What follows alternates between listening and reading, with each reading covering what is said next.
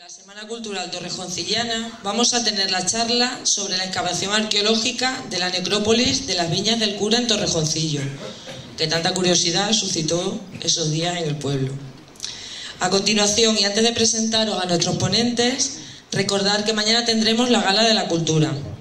Comentaros que las entradas estarán a la venta a partir de las 7:30 aquí en la puerta de la Casa de la Cultura hasta completar aforo.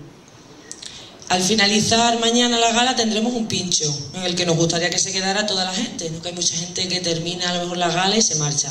Pues estáis todos invitados al convite, que lo sepáis. También comentar que tendremos un fotocall a la entrada para que la gente se haga fotos y que si queréis venir de domingo o de gala, pues ya sabéis que la actuación lo merece. Cuando termine también esta noche, recordaros, cuando termine la charla se entregarán los premios del segundo rally fotográfico Vivir en Camisa. Y bueno, vamos a ir al grano y os voy a presentar ya a los ponentes de esta noche de la charla. En primer lugar, a Juan Pedro Carrasco Moreno, director del Museo de la Cárcel Real de Coria, que nos hablará sobre el origen de los enterramientos funerarios. Y a continuación, Gregorio Francisco González, arqueólogo del área de rehabilitación integral de Coria, que nos hablará sobre la excavación en Torrejoncillo y las 5 tumbas encontradas. Esperemos que sea de su agrado y que disfruten.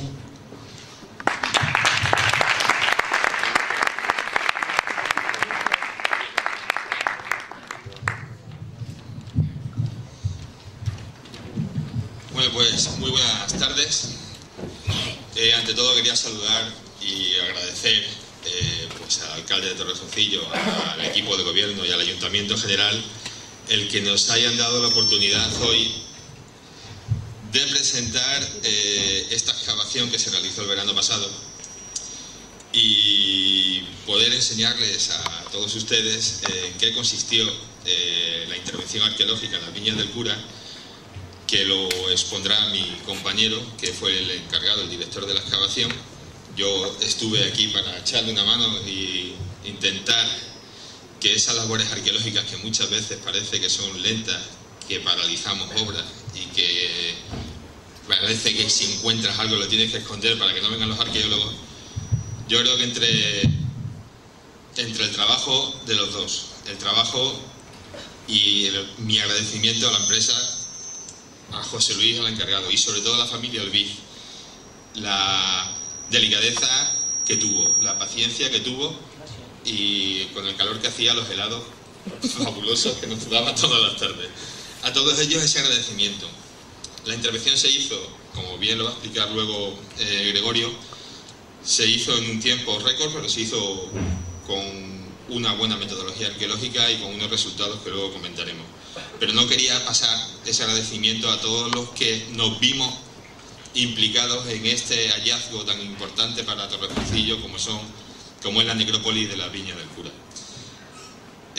Si estamos aquí es por varias circunstancias, porque se halla eso, aparece el hallazgo y hay que excavar, pero sobre todo si estamos aquí es por un axioma principal, que es porque el ser humano es mortal.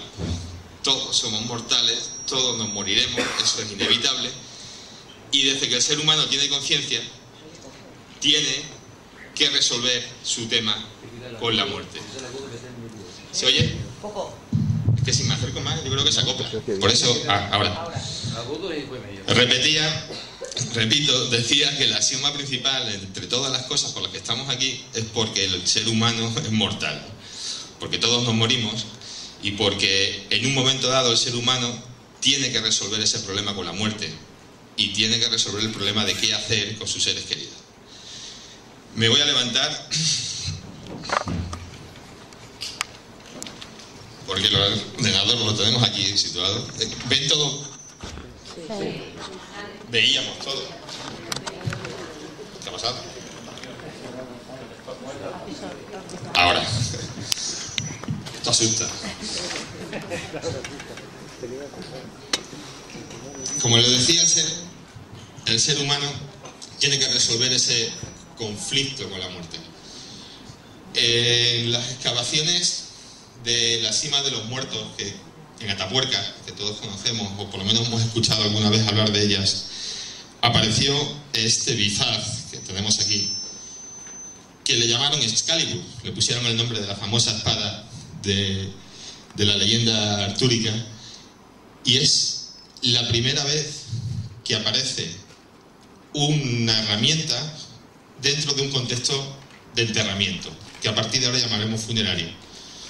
Esto ocurre hace 400.000 años. Quería ponerles un vídeo muy pequeñito, muy interesante. La cima de los huesos es un lugar oscuro y misterioso, es decir, el tipo de espacio que nunca frecuentaban los humanos de hace 400.000 años, que vivían en las entradas de las cuevas. Los humanos no hibernaban como los osos, pero los restos humanos de la cima aparecen mezclados con los de los osos. A diferencia de lo que se encuentra en los yacimientos de la Gran Dolina y de la Galería, no aparecen aquí restos de ungulados. ¿Cómo se entiende todo esto? La explicación es que los humanos escogieron aquel lugar precisamente porque era oscuro y misterioso, para llevar a cabo un acto muy especial: depositar los cuerpos de sus muertos en un lugar al que la luz no pudiera llegar. Aquellos humanos ya habían descubierto la muerte y practicaron el primer rito funerario. Además de miles de fósiles humanos, la cima de los huesos ha dado otra gran sorpresa: un hacha de mano de un bello color rojo. El único utensilio que ha aparecido junto a los esqueletos humanos.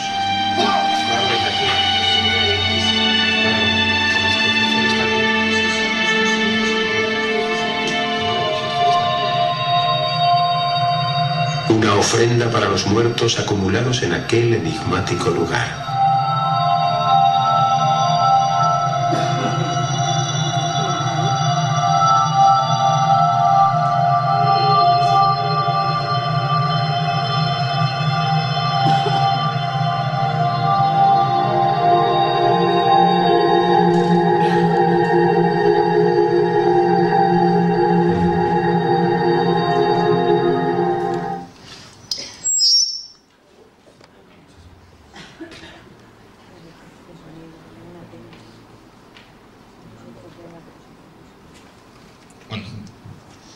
Como ven, es la primera vez que aparece, con una antigüedad de 400.000 años, una herramienta asociada a ese enterramiento de la cima de los huesos.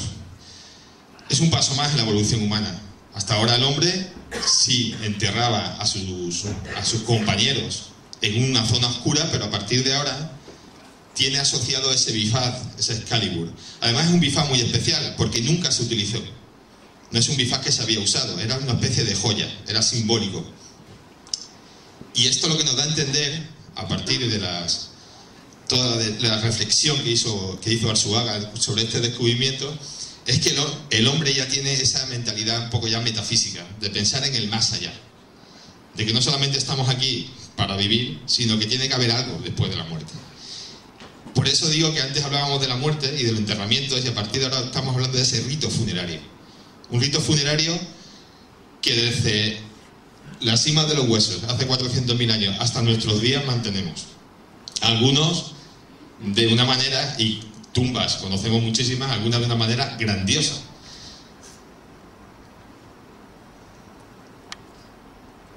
Porque, a ver, si arranca.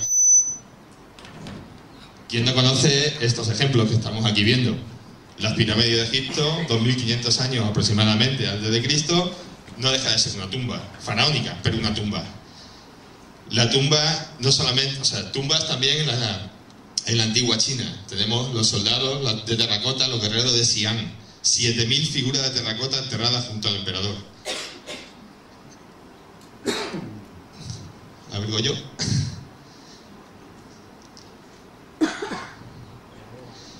A la derecha, el mausoleo de Halicarnaso, que a partir del rey Mausolo, rey de Caria, llamamos a todos los grandes enterramientos funerarios mausoleos. Una de las 7 maravillas del mundo antiguo. El Taj Mahal, que no deja de ser también un monumento funerario. A la reina Mantut Mahal, después de su muerte, se lo hizo su esposo. Y en este caso, la mole Adriana, el mausoleo de Adriano, también dentro de esa antigüedad. Quiero decir, esa muerte que empezamos a hacer unos ritos funerarios con el hombre en la cima de los huesos de Atapuerca, nos ha seguido y se ha magnificado mucho hasta crear tales monumentos. Monumentos y cementerios muy conocidos, porque hay cementerios que los tenemos metidos están dentro de las guías turísticas. El cementerio de Père Lachaise en París se visita, está dentro, tú coges una guía turística de París y te recomiendan visitar el cementerio de Père Lachaise.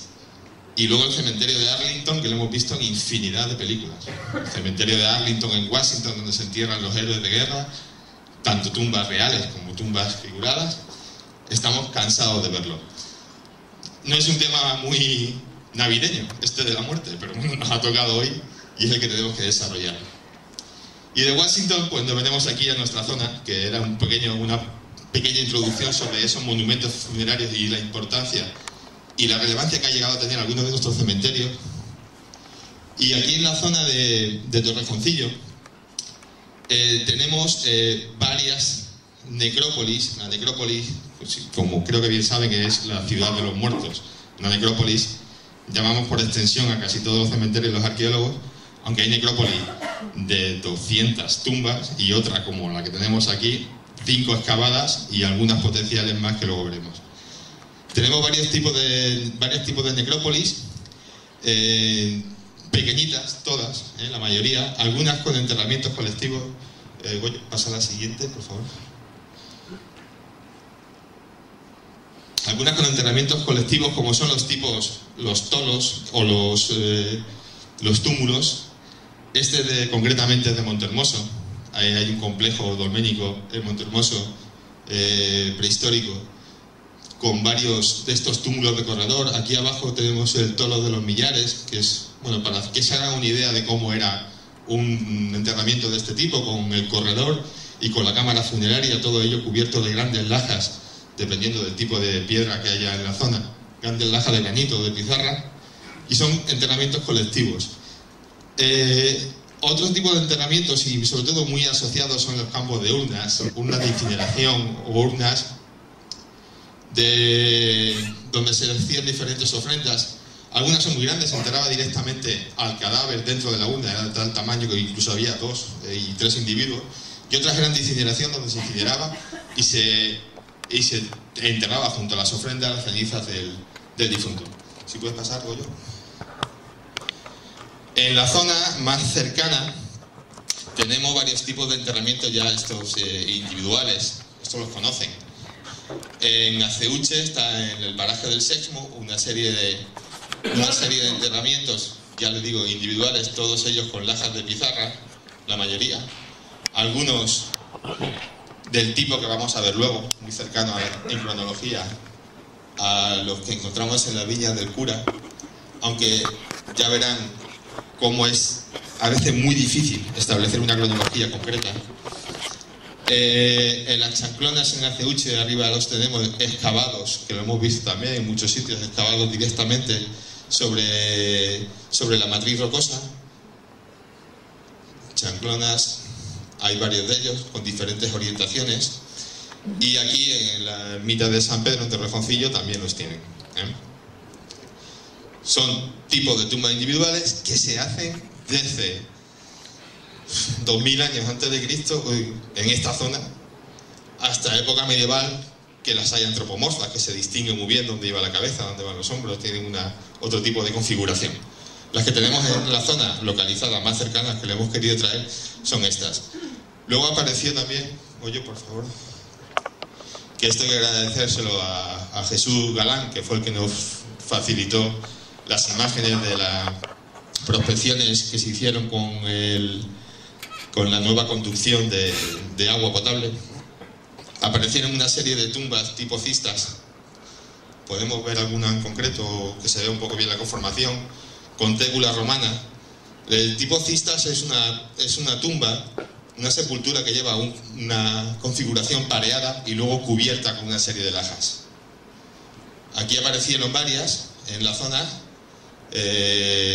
todas dentro de ese ámbito funerario que llamamos necrópolis, y una muy contiguas a otras. Y bueno, la información que tenemos básicamente es lo que hemos podido rescatar a través de la fotografía, porque no hemos tenido acceso a la memoria de esta excavación. no deja de ser uno de los cementerios también más importantes que se ha descubierto aquí. Pasa, por favor. Dentro ya del mundo romano, ahí son unos dibujos además de una publicación muy curiosa que tienen en el Museo de Antequera para los niños, para enseñarles un poco cómo son los ritos funerarios en ese mundo romano. Estamos viendo ahí ese tipo de construcción que hemos visto antes. Las de aquí eran más cuadradas, estas son un poco más rectangulares. Se solían poner los cementerios, las necrópolis, en los accesos a las ciudades, en los accesos a las poblaciones, o, como pensamos que hay en muchos casos, en villas grandes, villas agrícolas de explotación agroganadera, donde hay muchas personas viviendo, tienen su propio cementerio asociado a esa villa, a esa explotación. No solamente son cementerios como puede tener en una ciudad como fuese Caurium, o el cementerio, no sé si recuerdan cuando se hizo, que fue muy curioso, cuando se levantó el campo de fútbol del Mérida para ponerle el césped nuevo y todo lo demás en el año 95, tuvieron que parar porque les apareció una necrópolis toda la extensión casi del estadio. El rito funerario, tenemos varios tipos de tumbas, ese tipo de tumba que hemos visto abajo, también el otro con una cubierta también de tégula, en este caso tipo tejadillo. ¿Puedes pasar? Y una cosa que también hemos heredado en ese rito funerario de los romanos son las estelas funerarias. Estelas funerarias que todavía mantenemos en nuestra cultura, donde en este caso es una estela funeraria del Museo de Coria, de nuestro amigo Eucalus, donde se hizo una representación del difunto muy tosca, las hay preciosas, pero en este caso una representación muy tosca, una estela de granito, y donde ponían pues el nombre del difunto, que Erixitus es, que es aquí yace, los años que tenía, en este caso 20 años, y pues que era hijo de Abrunus, la filiación que tenía. En algunos casos conocemos el oficio al que se dedicaba el difunto. Normalmente suele poner eso: nombre, filiación, edad y algunos datos más como cargos en algunos de los casos. Una de las estelas mejor relacionada con Coria, por la cual conocemos la tradición betona de la ciudad de Coria, está en Bath, en Inglaterra, y es un monumento funerario, más que una estela, es un monumento funerario que se le hizo a Lucio Vitello Tancino, habitante de Coria, que pertenecía al ala de la caballería romana y que fue a luchar allí a Bath, murió en Bath, y quiso en su estela funeraria, en su monumento funerario, certificar que era de Coria y que había nacido aquí y que se fue a luchar allí. Los romanos solían, tanto romanos como griegos, toda la tradición grecolatina, solían enterrar también a sus seres queridos con un ajuar, el ajuar funerario que aparece muchas veces dentro de la tumba. Y una de las cosas que solían también meter en el ajuar era una lucerna. Esta es una lucerna que también, en bronce, que también pertenece a la colección del Museo de la Cárcel Real. Y la lucerna básicamente era porque le tenía que alumbrar en el paso de la laguna Estigia. Para ir al cielo romano y grecolatino, para pasar a su paraíso, tenían que atravesar la laguna Estigia, que les pasaba al barquero, Caronte, al cual tenían que pagar, con lo cual muchas veces también llevaban una moneda, o bien en la boca, o bien tapándole los ojos, y esa lucerna que les alumbraría en ese paso de la laguna Estigia. Bueno, pues son una serie de ajuares que se suelen encontrar en las tumbas. ¿Puedes pasar? Aquí vemos sí, el sepulcro de la izquierda, no, el otro, donde se ve el esqueleto. Aquí vemos una tumba completa con su ajuar, en una de las sepulturas del Yacimiento del Jardín, en Madrid, y eso es un enterramiento clásico. El difunto, cúbito supino, en el caso de la tradición romana, hispano-romana y cristiana, con el ajuar o bien a los pies, como lo tenía en este caso, y hay otros casos que está a la cabeza. Ese es el tipo de ajuar que se encontró precisamente en esa tumba, junto al cadáver. Este tipo de piezas también, los remaches y hachas y demás, también las tenemos muy parecidas en el Museo de la Cárcel Real. Y cuando te aparece así, pues la adscripción a ese periodo concreto es muy fácil. Tienes el cadáver, tienes un tipo de tumba que se repite mucho, pero tienes el ajuar. Y el ajuar te está dando la pista importantísima. porque a través del estudio del ajuar puedes ascribirla a una cierta época. En la parte de arriba, esa sepultura, que como ya verán se parece a las encontradas, a las halladas aquí en Torrejoncillo, pero esa es de época visigoda. Está dentro de una necrópolis donde había 57, si mal no recuerdo, tumbas del mismo tipo, un cementerio grande, y todas, o la mayoría, con ese ajuar. Un ajuar que te permite identificarlo, aunque la tipología, ya verán que es muy parecida a esa de cistas, que yo les decía, con paredes y cubierta con losas de piedra. Nosotros nos movíamos en este ambiente cultural, en estas fechas de romano, tardorromano, hispanorromano, visigodo, porque la de abajo, la última que les quiero mostrar, es un enterramiento ya musulmán. Ya no está en el decúbito supino, ya está tumbado, es otro tipo de enterramiento y es otro rito funerario que cronológicamente sabíamos que no habíamos llegado hasta ahí. Se distingue bastante bien. Y les quería mostrar esta imagen para que vean la diferencia, en este caso, de ritos funerarios que hay entre la época musulmana, que descartábamos, y la época hispano-romana, hispano-romana y visigoda, que era la cronología donde nos movíamos. Gracias.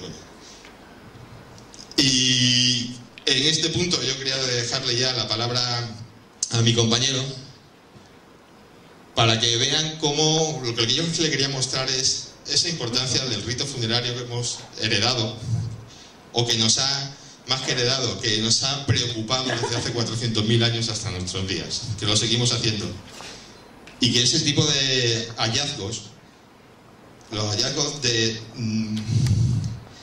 necrópolis, de cementerios, la diferencia entre unas tumbas y otras, nos está marcando también cómo era la sociedad de esa época. No todo el mundo se enterraba igual. Había gente que tenía para hacerse un mausoleo, para hacerse un pequeño monumento funerario, y otros se tenía que enterrar directamente en la tierra, en una fosa, sin ajuar o sin ese ritual tan característico de determinadas épocas. Para nosotros, encontrar aquí esto en Torrejoncillo, pues fue evidentemente, es un hallazgo que era inesperado. Con respecto a Coria nos pasa al revés. Tenemos restos romanos, muchos, pero seguimos sin encontrar ningún cementerio, ninguna necrópolis romana.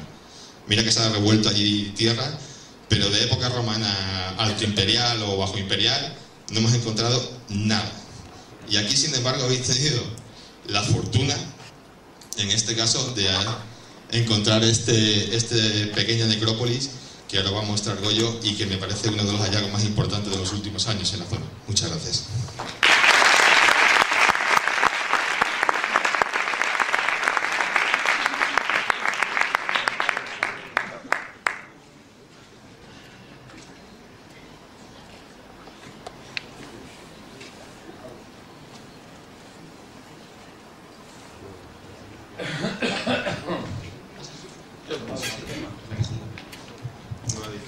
Sí. Pues muchas gracias, saludos. Justamente en este estado de la cuestión que nos acaba de comentar Juan Pedro, pues llegamos nosotros a Torrejoncillo, y si me quito del medio a lo mejor lo pueden ver. Pues la pregunta es, ¿por qué venimos nosotros a Torrejoncillo, ¿no? ¿Qué pintamos nosotros aquí? Y la respuesta es para hacer una excavación arqueológica de urgencia. ¿Se escucha de sobra? Sí. En arqueología, si no están familiarizados con los temas, llamamos a excavación de urgencia a toda aquella que no está programada. Las excavaciones programadas son las excavaciones que, por ejemplo, hace la universidad o diputación o cualquier institución que disponga de medios. En este caso es una excavación que viene motivada por una obra, ¿no? Si conocen la zona, se sitúan perfectamente, me imagino, en la calle de Ramón y Cajal. Al sur tienen el cementerio y nuestro solar es donde están dibujados los árboles y donde está dibujado el rebaje que se tuvo que hacer en la obra. Se trataba de una ampliación de una vivienda y lo que se encontró... quita el letrero, Juanpe. El letrero, que está justo. esto encima. Vamos a ver. Justamente lo que vimos en los perfiles, nos aparecieron 4 inhumaciones. 4 inhumaciones que luego pudimos confirmar que teníamos una quinta, que casi no la esperábamos, pero que ahí estaba. Pasa cuando quieras.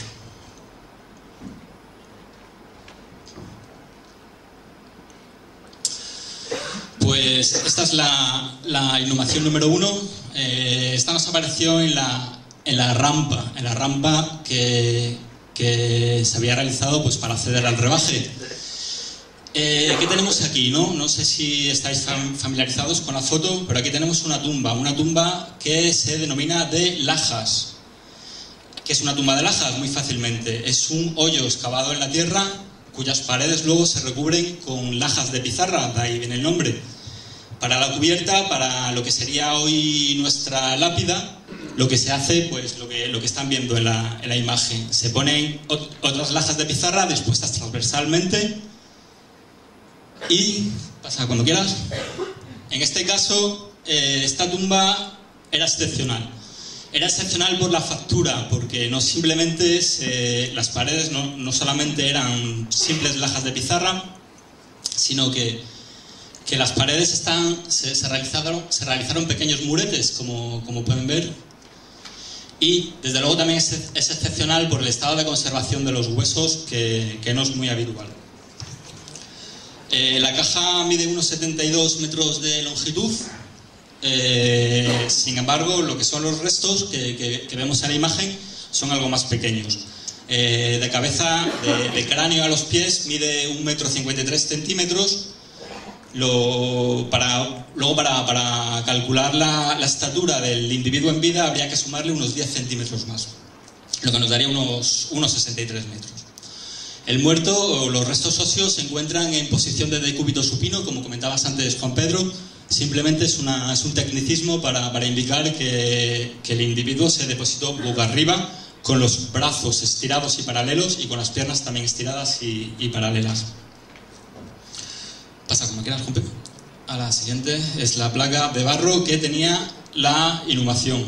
Tanto en la cabecera como en los pies, los muretes que le comentaba antes estaban sustituidos por placas de barro que se aprecia perfectamente, y aquí que tenéis tradición alfarera lo veréis de sobra. Veis las marcas de los dedos para alisar la placa, para hacer el ladrillo, y asimismo también ya a modo decorativo han hecho una incisión en forma de cruz, también digitalmente.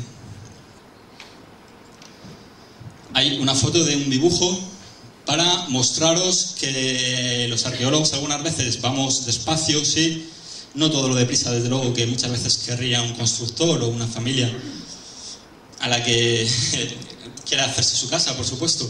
Pero ahí tenéis el resultado. La familia propietaria puede dar fe del tiempo que nos tirábamos barriendo una y otra vez.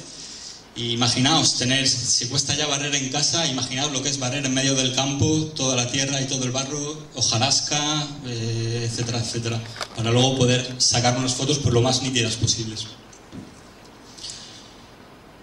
Y pasa a la siguiente.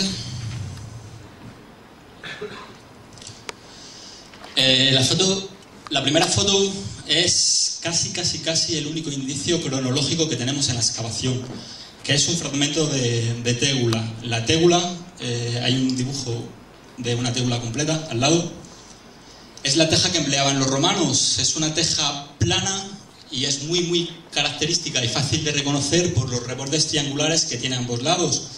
No sé si quizás yendo por el campo se encuentra fácilmente, y es casi el fósil guía de cualquier yacimiento romano. Hay una foto de un tejado completo de tégulas, para que os hagáis una idea, ¿no?, de cómo van ensambladas una a continuación de otra, y los bordes luego se cubren con lo que se llama ímbrice, que es parecido ya a nuestra teja curva árabe. Y como curiosidad, esto proviene de, si recordáis la cubierta de la tumba, las lajas estaban calzadas con fragmentos de ladrillo. Simplemente aquí el alfarero también os dejó de nuevo las marcas para alisar el ladrillo, y seguramente de los 3 dedos intermedios, al apoyarse, nos dejó ahí su huella. Lástima que no puso fecha, ni firma, ni nada más. Nos hubiera venido de fábula, pero es lo que tenemos. Pasa, la siguiente. Bien. Aparte de la estatura, ¿no?, que les acabo de comentar, nosotros, humildemente, poco más podemos averiguar de los restos óseos. Desde luego que el estado de conservación que presentan, que ya les decía que es excepcional, bien merece que cualquier especialista se interese por ellos. Porque con unos restos óseos así se pueden hacer virguerías, se puede sacar información, pero completamente insospechada para nosotros. Se pueden saber desde cuestiones de raza, hábitos alimentarios, enfermedades, en qué trabajaba, si comía, si no comía, si pasaba hambre, si están emparentados entre sí, por supuesto. Se pueden hacer completas virguerías, así que desde luego que sería lo suyo que cualquier especialista, cualquier paleontólogo o forense se interesara por ellos. Están en el Museo de Cáceres, los hemos depositado allí. Aleja un poco para... bueno, no, la foto realmente, humildemente, como les decía, nosotros no somos capaces de extraer tanta información. Simplemente en la inhumación número 1, por la forma del cráneo, que está muy bien conservado, sobre todo por el arco superior de la cuenca ocular, que es bastante cuadrado, por el mentón, que es bastante fuerte, y hay una foto de la pelvis debajo, Juanpe. Y por los cóccix, por los huesos de la pelvis, sabemos que es un varón, sí. Sabemos que es un varón adulto por la dentadura, la conservaba completa y tenía las muelas del juicio. Las muelas del juicio, lo sabéis todos, vienen a aparecer entre los 15 y 25 años. Y si tenemos en cuenta que la esperanza de vida de la época rondaba los 30, 40 años, podemos hablar de un varón adulto, viejo. Hombre, no le podemos llamar viejo bajo nuestro punto de vista, pero para la época sí lo sería, sin duda. Una curiosidad, simplemente. Sí que hemos detectado en esta y en otra inhumación cierta patología en las costillas. No sé si aprecian los bultos, los botones que muestran algunas costillas. Los está marcando Juan Pedro, que es bastante curioso y que desde luego no sabemos interpretar. No sabemos si se trata de alguna enfermedad, si se trata de malos hábitos, pero no es el único que los tenía. Era bastante curioso. Pasamos a la inhumación 2, Juanpe, a la siguiente. La inhumación 2 era de la que disponíamos de menos restos y desde luego la que menos información nos ha podido dar. La tipología varía un poco, ya no estamos ante una tumba de lajas, es simplemente una fosa excavada directamente en el terreno, lo ven ahí perfectamente, y sí, sí que utilizan luego mampuestos de pizarra para hacer la cubierta, nuevamente para proteger y para aislar lo que son los restos óseos. Una vez excavados, vimos que lo único que nos quedaban eran los pies, ¿no? Tenemos ahí la tibia y el peroné en los huesos largos, y eso sí, los huesos de los pies en perfecta conexión anatómica, que es como se llama el tecnicismo. Cuando los huesos se encuentran conectados unos con otros y se encuentran in situ, se dice que están en conexión anatómica. Y poco más, la fosa apenas tenía 64 centímetros conservados y, como veis, es muy poco profunda. ¿Gracias? Sí. El ordenador es un poco viejo, como habéis podido ver. Pues la inhumación número 3 repite la tipología que acabamos de ver. Lo que pasa es que esta sí que la tenemos completa. Se trata de una fosa también excavada en el terreno, sin revestimientos de ningún tipo, tal cual en la tierra. Y eso sí, para aislarla y para protegerla, lo que hacen es una pequeña cubierta, o no tan pequeña, porque tenía 1,90 m por 1,8 m, o sea que tiene sus dimensiones. Y además veis que las lajas son de buen tamaño. Sin embargo, pasa a la siguiente.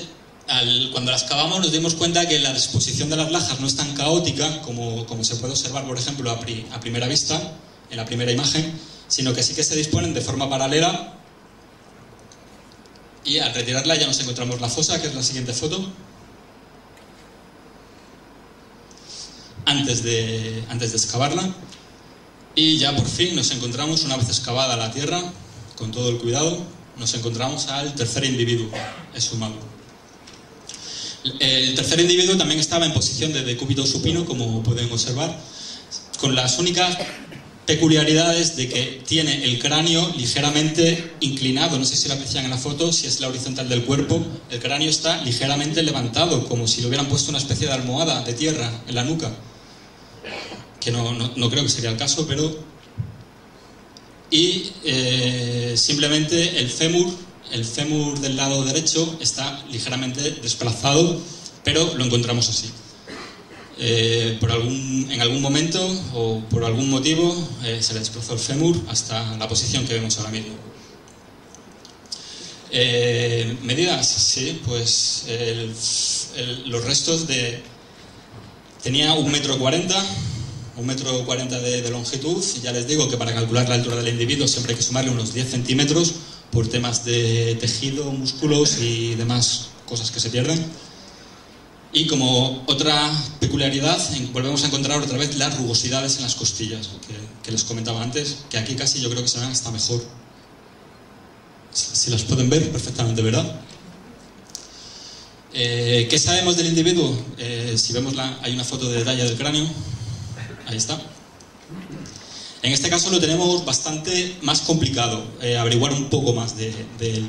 Veis que las cuencas oculares están completamente destrozadas, el mentón no es muy pronunciado, pero tampoco se conserva gran cosa, y la pelvis, que es la principal zona para determinar el sexo de un individuo, pues apenas nos quedaba nada. Eso sí, tenía muelas del juicio, o sea que también estamos ante otro adulto, pero poco más. Así que pasamos a la cuarta. No pasamos a la cuarta, porque tenemos la joya de la excavación, tanto jaleo para encontrar esto. Les comentaba Juan Pedro, ¿no?, que los ajuares es lo normal, es lo normal que te puedes encontrar al excavar un muerto. En este caso no tenían absolutamente nada, y el único fragmento cerámico que hemos encontrado pues es este, que apenas mide 2 centímetros y que tampoco nos da mucha información. Como pueden observar, es muy brillante porque tiene mica, de uno de los ingredientes, digamos, del granito, que es muy típico también de época tardoantigua, pero al no tener una forma ni saber si se trata de una olla, un plato, tampoco nos da mayor información.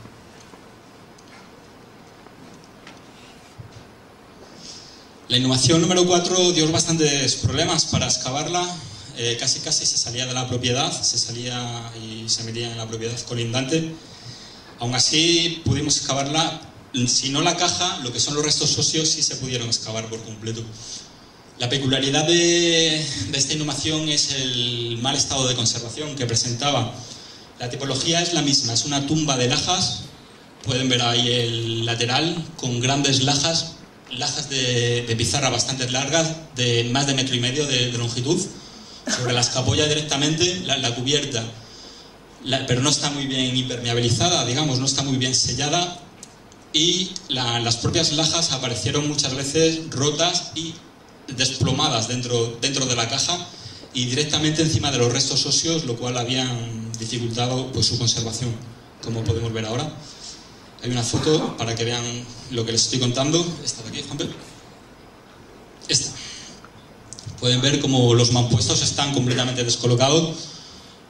La caja no está bien sellada y con las consiguientes filtraciones de tierra, de raíces. La siguiente ya es de los restos, creo.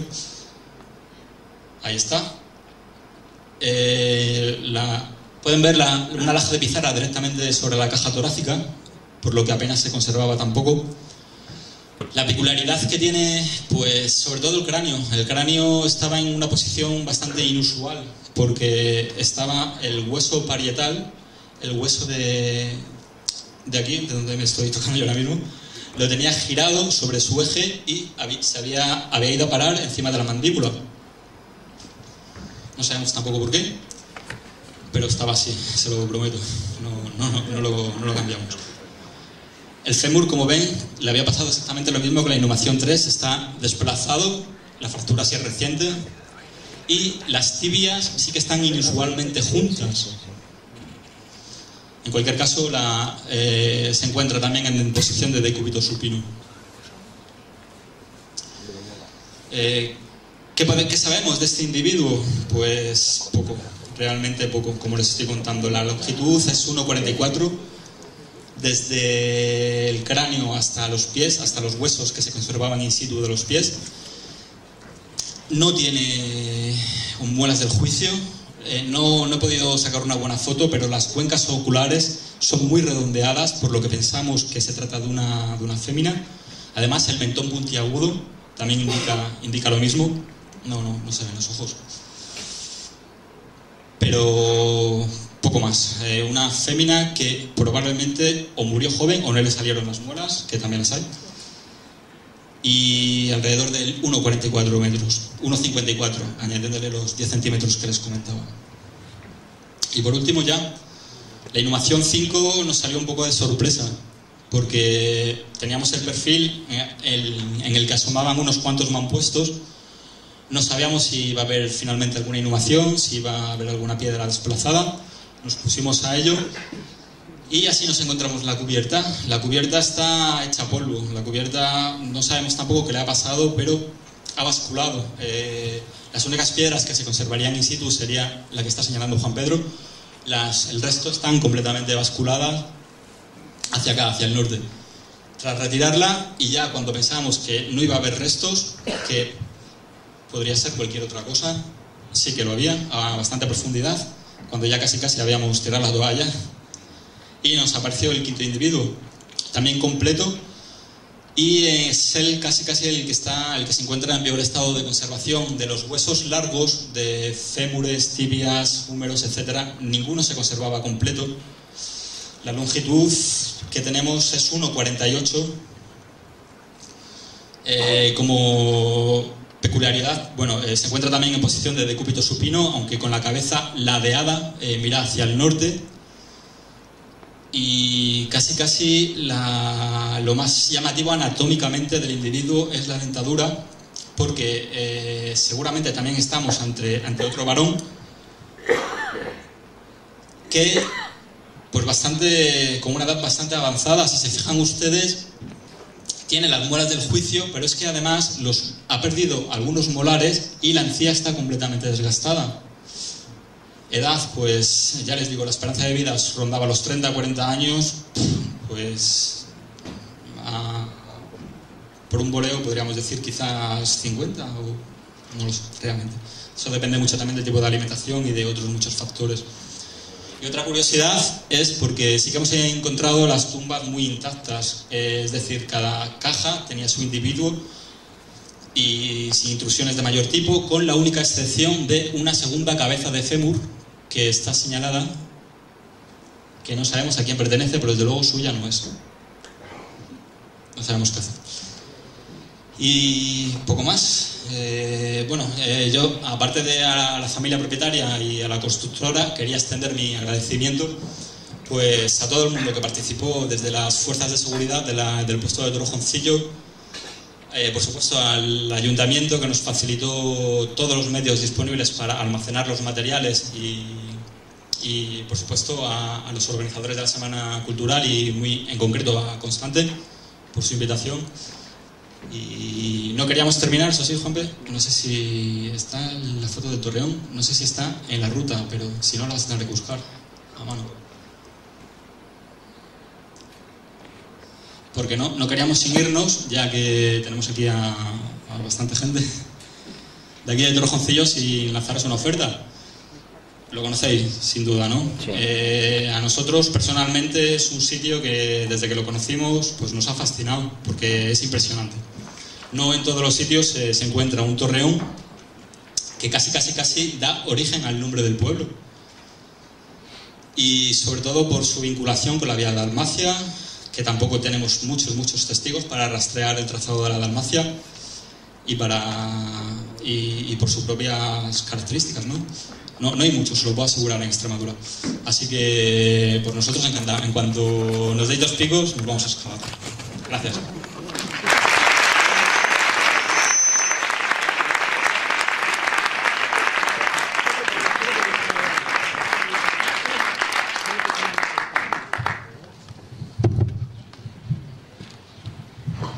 Yo me apunto a lo del Torreón, pero me apunto de cabeza. Deseando de verdad. Porque además es un sitio que merece la pena y para hacer un pequeño taller de arqueología o un campamento de verano, de trabajo, una cosa así, los técnicos, los arqueólogos ya los tenéis. Es una charla y como es una charla estamos abiertos a cualquier tipo de preguntas que se les pueda ocurrir y que les podamos contestar. Con lo cual, si alguien tiene alguna cuestión sobre lo que se ha hablado aquí, pues aquí estamos. Gregorio, ¿habéis estudiado un poquito más o menos alguna cosita sobre el Torreón, alguna pequeña cata de pocos metros? Nosotros no. Ojalá, sí, es verdad. Ojalá, nosotros no. Te pido únicamente porque yo soy como un poco precursor de la cosa esta. ¿Sí? Yo era teniente de alcalde de Torrejoncillo, en el cual el alcalde me dio unas facultades propias para cuestiones de arqueología e historia, y en el cual lo que estáis viendo, gracias a unos señores, no técnicos ni mucho menos, que yo un poco facultativo la cosa, pues me dio la cosa de hacer lo que estamos viendo ahora mismo. Nos cortó todo. Qué lástima porque, de verdad que sí, hay que relajarlo porque si no es un despreciar al alcalde que está ahora mismo, pero creo que el alcalde se marchó, tenía un sistema de poquito dinero para engrandecerlo. Ojalá el que esté ahora pudiera hacerlo. Hacer nosotros y otras compañías que yo he trabajado con ellas. Yo trabajo también contigo. Trabajo contigo en esa parte para ir trabajando. Y es una pena que esto quede así. No es posible, crisis ni mucho menos. Se le puede sacar más información. Se le puede sacar información. Y poco estudio, poco estudio. Ya con 30 metros a cada parte sacamos una carta muy bonita. Y tengo mucho de esto a partir de la época medieval, casi romana, porque me hablé muchas veces aquí de la vida Dalmacia, o Villaros. Dalmacia no tiene importancia para que Torrejoncillo. Pasa mucho más en el interior, mucho más. Estuve el otro día cuando estaba viendo ahora ahí el yacimiento del yacimiento romano que estaba en la parte allá de los barrios de Portaje. Ahí salen muchas tumbas que había. Y más allá, y en efecto, tiene un conocimiento todavía de Dalmacia. No está documentada, pero saben por dónde pasa. Y esto parte una cosa importante, no para Coria, porque tiene otra forma de más o menos de comunicarse, pero sí con San Clemente el Alto y otra cosa más de Galicero. Esto es un punto idóneo, hay que estudiarlo. En vez de Torrejoncillo y otras comunidades que puede haber aquí, por ejemplo, de pueblos, y tal, esto, un estudio, pero no que hay. Merece la pena, hay mucha historia para hacer. Sí, desde luego, una calzada, una carretera de hace 2000 años es un recurso con unas posibilidades. Un día que estuvimos hablando de cuando estaba arriba de Coria, ¿te acuerdas que hablamos que había del año en el 1500, 1600, de cuando se repetía Coria? También había otras cosas árabes, cosas por el estilo. Y después luego también un poquito la vida de Dalmacia, que pasaba de India también a Casadilla. No sé si te acuerdas. ¿Te acuerdas? Estoy yo contigo. Bueno, ya... Bueno, nosotros estamos dispuestos. Y lo que es importante para Torrejoncillo es importante para Coria y para toda la comarca. Y más en una cosa así. En una cosa como es una vía que une de norte a sur y que atraviesa todo esto. Nosotros, estamos dispuestos. Quiero decir que estamos dispuestos. Si hay algunos voluntarios más que también quieran venir pues, y aprender y colaborar y no lo sé, que ahí está. Que sí se notaba que se había ya intervenido. Se notaba que se había intervenido porque estaba muy despejado, había una especie de fosa alrededor, pero bueno, esto hay que hacerlo con una metodología arqueológica. Yo creo que hay que ponerse, porque lo importante es, y ahí está. Por allí había alguien, sí. Yo quería saber aproximadamente de qué fecha databan las tumbas estas. Pues se me ha tanto correr que al final se me ha escapado. Tenemos un marco cronológico muy amplio, demasiado amplio. Lo único que tenemos para fechar es el fragmento de cerámica y el fragmento de tégula. Las tégulas son romanas, sí, pero las siguen utilizando los visigodos y se siguen utilizando hasta la llegada de los árabes, con lo cual tenemos un marco desde el siglo Bajo Imperio porque las tumbas no son alto imperiales, Bajo Imperio, visigodo, tardoantiguo visigodo, es el marco que tenemos cronológicamente, siglo V hasta el VII. Es demasiado amplio, pero no tenemos mayor información. Sí, es eso, siglo V, VII. Lo que yo quería mostrarles con mi intervención era que teníamos por atrás unas tumbas muy claras que no eran, y por delante también, cronológicamente, otras que tampoco, una tipología que también descartábamos desde un principio. Por eso se queda en esa horquilla ahí que ha dicho Gregorio. Y lástima de la Juar, lástima de no haber tenido un poco más de pistas para haber afinado más la cronología. Bueno, yo te voy a hacer una pregunta, pero primero quería hacer una reflexión un poco así en voz alta, porque cuando aparecen restos arqueológicos y se está haciendo una obra o cualquier, bueno, sobre todo obras, cuando aparecen, pues todo el mundo se echa la mano a la cabeza, ¿no? Y ahora después, como diciendo, ahora se va para una obra por culpa de estos restos, ahora no sé qué, tal, ¿no? Y ahora después de ver vuestro estudio, pues creo que merece la pena que se haga, ¿no? Entonces, pues, me parece que este acto nos enseña de que no es ninguna tontería, ¿no? Que pueden ser cosas muy importantes, incluso podría ser un recurso, bueno, la idea que habéis lanzado del Torreón, porque pues, sería un recurso turístico para el pueblo interesante, ¿no? Y otra cosa era, y ahora ya va la pregunta, el resto, cuando habéis comentado que era la joya de la corona, la joya de la excavación, perdón. Sí. El fragmento tenía mica, sí. Habéis comentado. Sí. Pero eso era, o sea, había la tecnología suficiente para extraer la mica de la roca, del granito, y luego meterla en la cerámica. Sí, la tecnología es muy sencilla, la tecnología es machacar granito, y aparte de mica también tenía cuarzo y seguramente feldespato. ¿Y luego está cocido o qué? ¿O cómo está? Sí. El desgrasante es simplemente la materia que se le añade a la arcilla para darle consistencia y para hacerla más maleable. Vale. O sea que realmente era un cuenco, era un útil de cocina o... El fragmento, ya les decía, medía 3,4 centímetros por 2 centímetros. No sabemos. No sabemos realmente a qué cacharro. Sería una olla, un cuenco, cazuela. Mi pregunta era lo de cómo sacar la mica del granito. Que muy fácil, machacándole la piedra y añadiéndole lo que pasa. Lo que comentaba era que la mica es bastante típica, ¿no? de abundancia de mica, de estas épocas también, que le dan ese aspecto brillante a la cerámica.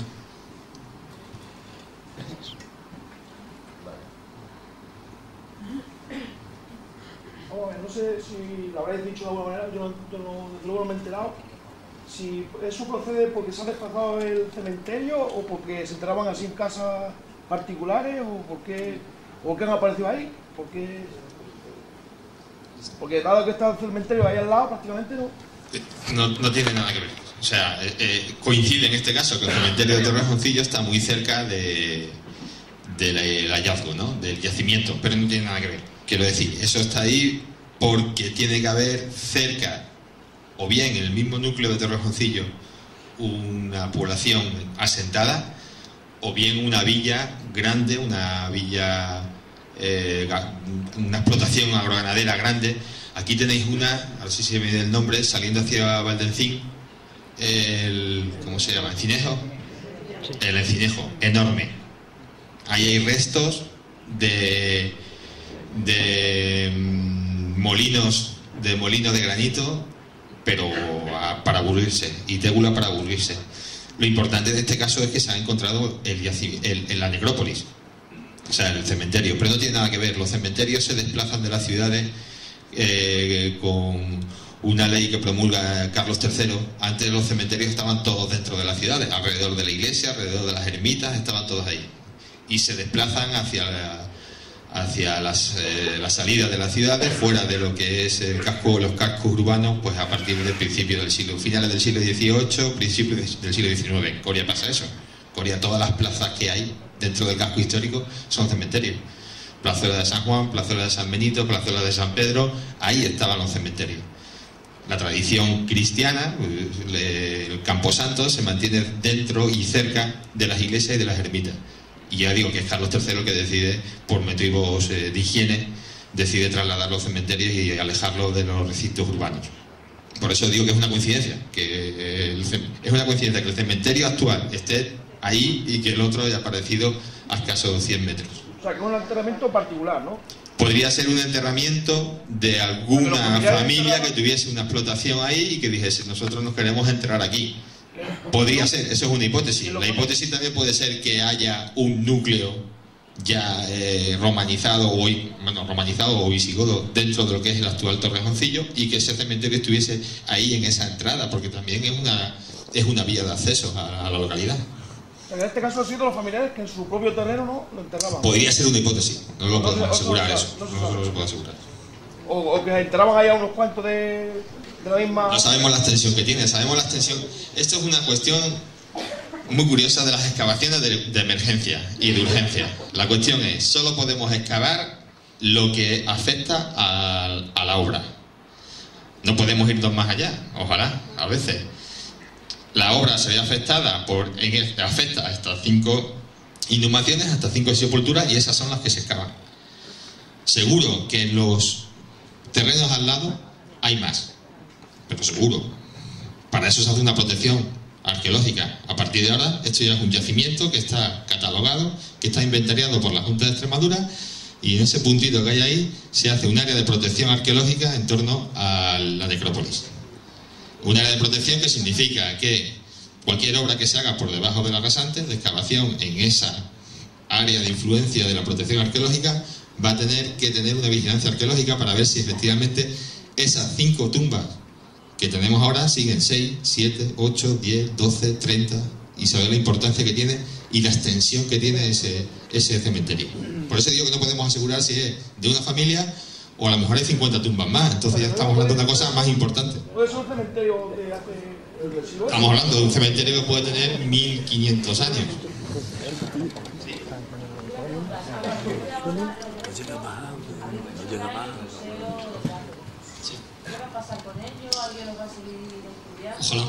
Ojalá. Cuando se depositan los restos en el museo, se quedan allí a expensas que cualquier investigador se interese por ellos. O si son de máximo interés, que no es el caso, sinceramente, exponerlos. O sea, que se quedarían ahí archivados o guardados hasta que alguien decidiera... Y en el caso del yacimiento, se tapa y una vez que se hagan las fotos... Sí, para que la familia pueda continuar su obra, que es de lo... ¿Y las piedras dónde están? Las piedras, las que se pudieron quedar in situ, se quedaron in situ. El resto, las que tuvieron que ser desmontadas de la cubierta, sobre todo, fueron paletizadas, dispuestas en pares. ¿Están en Cáceres? Espero que no. No, creo que se quedaron aquí en Torrejoncillo. Pero las piedras no tienen ningún valor, no lo creo. De 500, está hablando de 500, 400. Ya les digo que no tenemos... Entonces la concepción más o menos férmica de arqueología no te da todavía un resultado propio de esas sepulturas. ¿De qué año puede más o menos concluir? ¿De 50, 100 años más o menos? ¿Tenemos explicación para ello? Sí, las sepulturas tienen una antigüedad de 1500 años. 500, o sea, 500.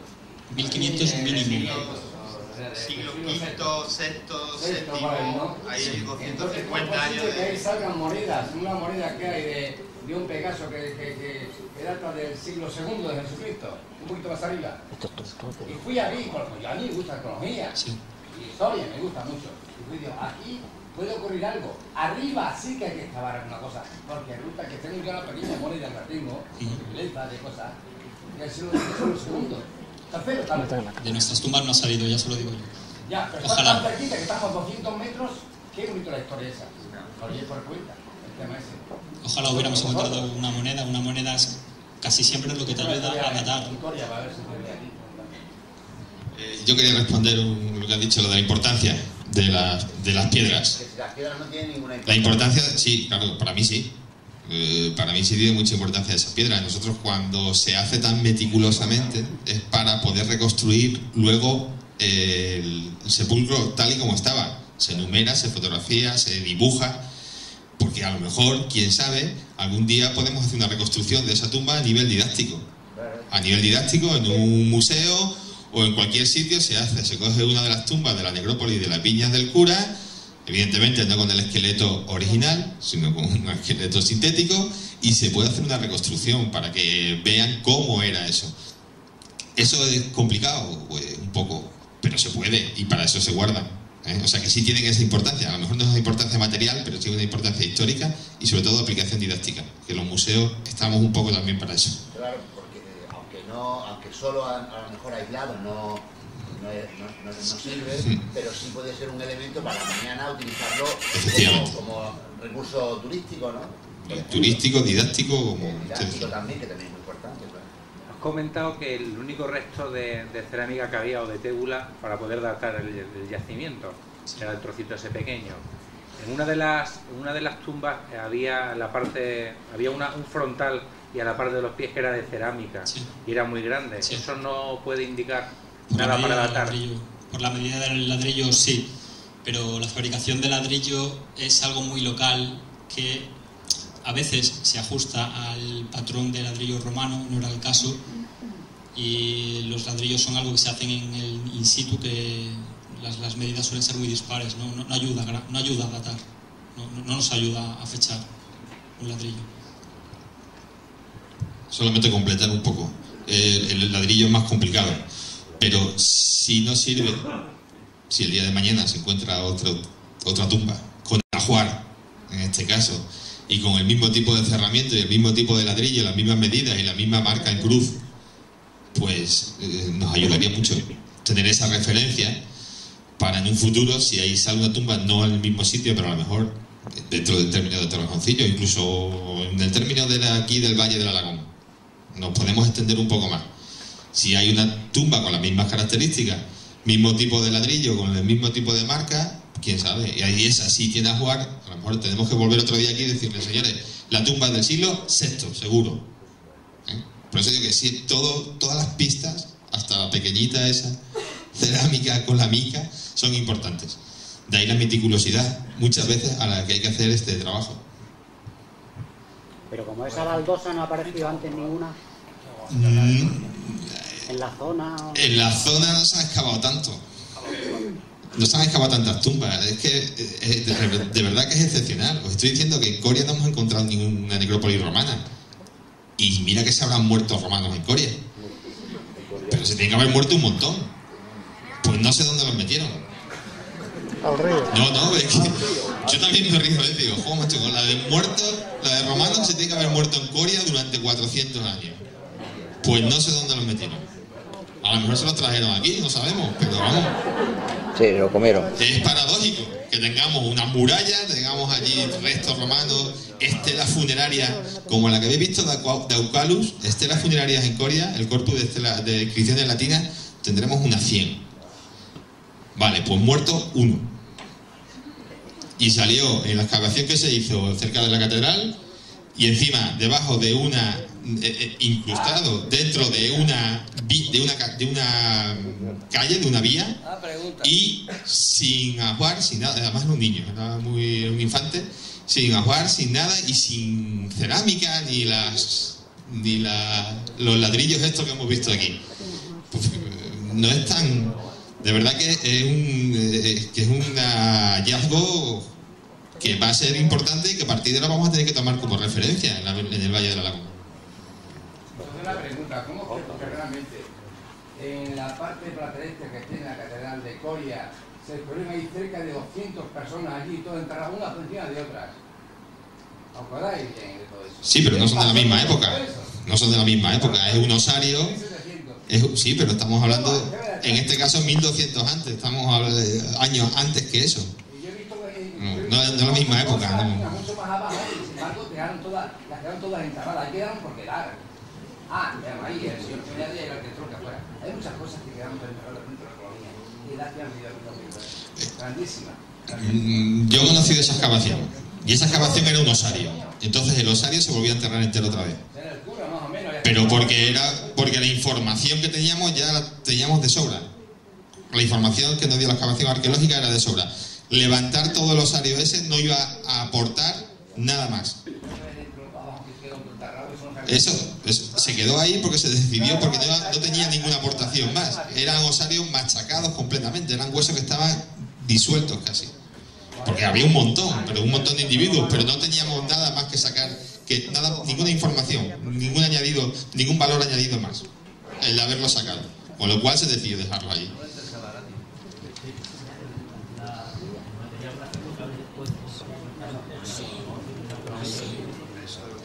Sí, está a disposición en Mérida, en la Dirección General de Patrimonio. Las 10 menos, tiene que ser, ¿qué hora es? Sí, se puede solicitar y ya, se envía, la documentación está disponible para cualquier investigación.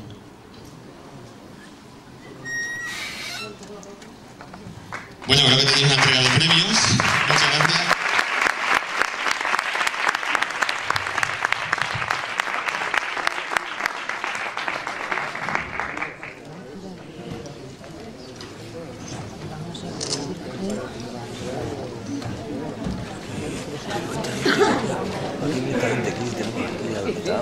Más que yo.